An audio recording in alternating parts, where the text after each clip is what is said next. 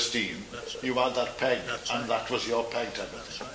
The other thing about that big bath, you had to get in quick, otherwise it was filthy dirty and cold, wasn't it? You know, I mean, that was it. It was dirty when you got out there, when you got in at some time. What about the floating soap though? In our day, remember the floating soap when they were complaining because the bath used to get plugged up with the soap, and Stan came up with that floating soap. Didn't work. It was no good, but it was Stan McCormick. Oh, he was our coach, remember? I think you played with him, didn't you, Austin? Didn't know we had soap. Yeah, I should have.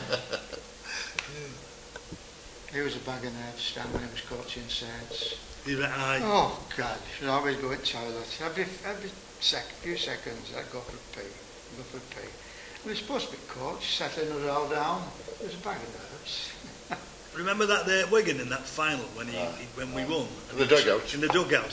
And he jumped up because we'd won and he hit his head on the top of the...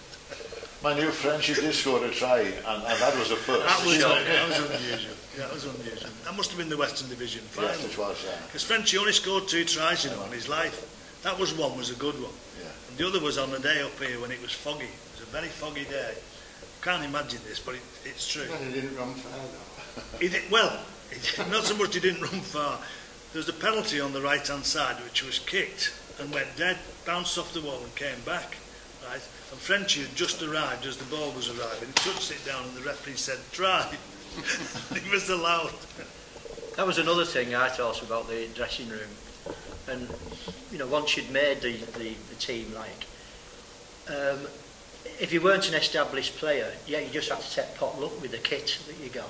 And I can always remember my first game at home here against Featherstone it was. And I had the biggest pair of shorts on you'd ever seen. Because that was the only pair of shorts left. It wasn't as though you had ranges of shorts and all this business. You didn't. You just had whatever was left, sort of thing. The established players, you know, the kit man had probably put them to one side for them, you know. But for the newcomers, it was unbelievable. Well, what used to happen, Austin, you remember Peter? We used to have the kit, and rightly so, Walter Jones. Walter Jones was the kit man. And he used to wrap your kit up. Me being in digs, I literally couldn't take it home. So wrapped it up, gave it to Walter. But when it was this weather, muddy and all that, obviously it was wet, muddy and all that. But you wrap it up, give it to Walter, and you just put it in the oven type of thing. So when you had it the following session, it was all hard and dirty. Yeah, your training kit you're on. Yeah. And you had to bang the socks on the kit, and there was dirt and dust all over the place. Yeah, you're quite right, but having your kit washed and cleaned was, for us rugby union lads that had just come in, was great. To come in and just strip off, drop all your stuff and go. It wasn't every week. It wasn't every week. Unless you were special. No, you might have been special. No, you're on about the training kit. I'm on about the playing kit. Your playing kit you just left and went away. You didn't have to take it home and get it all washed. At Warrington, Kelby, I think coming here as an away player, it's obviously a tough place to come. You know, it's obviously a very good atmosphere, and you know, I come here with Warrington before I played at Saints, and the programme's on one of these. It's the Regal Trophy. I was fortunate to miss that one. It was the 8-0 defeat when actually Brian Johnson's last game at Warrington. It was always a tough place to come, and so we was in the old changing rooms, you know, when I first come here.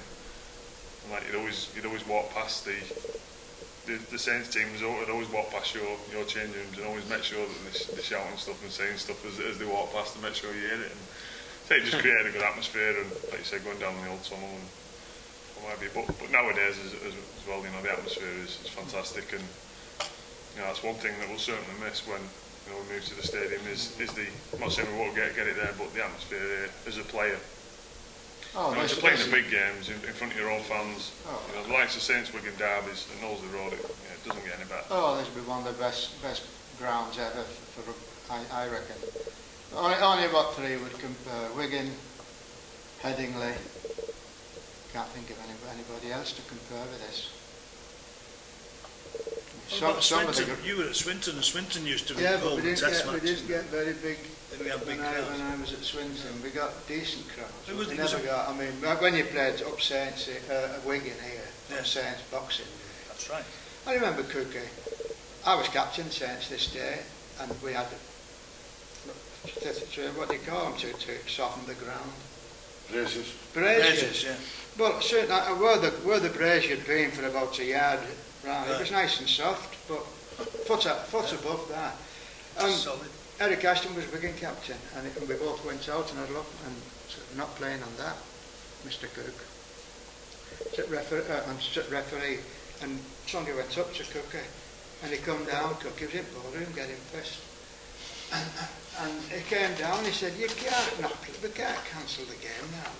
He said, there's 20,000 on already. He said, and the queuing all up done riding lane there. We can't cancel the game. So me and Ashton said, aye, okay, we'll go out.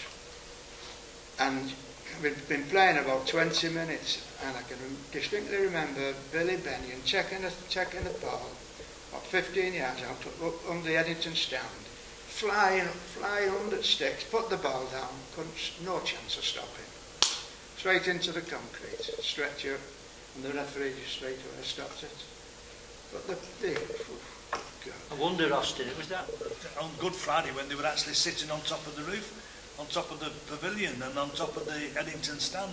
And there's photographs to prove that. I know it sounds odd, you couldn't imagine it today, but there were just under 30,000 in the crowd, of a crowd inside. How can they, like, we've had 34,000 on here, I think, at one time.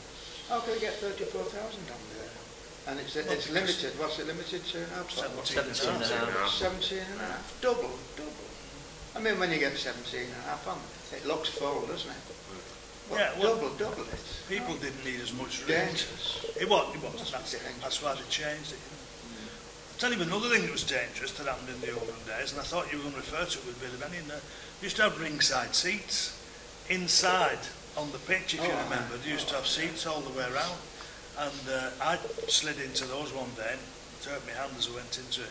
Spectators, it was a great view because they were actually on the pitch, they were right beside you. Talking about on the pitch, what about that mini cotton that came on in that... there was a Swinton. At Swinton, that was at Swinton in the championship. Shit somebody on Came on. She was Johnny Warlow's landlady. She was. Mrs. Cotton. And she came on.